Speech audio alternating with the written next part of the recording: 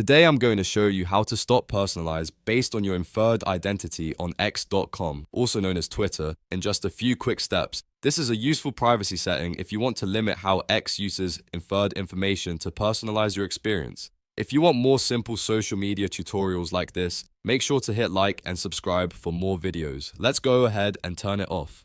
First, open x.com or the Twitter app and make sure you're signed into your account. On the left navigation bar, click More. This will open up additional options and account settings that are not shown in the main menu. From there, click Settings and Privacy. This is where you can manage your account preferences, privacy controls, and security settings. Once you're inside Settings and Privacy, click Privacy and Safety. This section contains a lot of the settings that control how your account is used, how your data is handled, and what kind of personalization you see. Now look for Inferred Identity and click on it. This is the setting related to how X uses information it infers about you to improve personalization.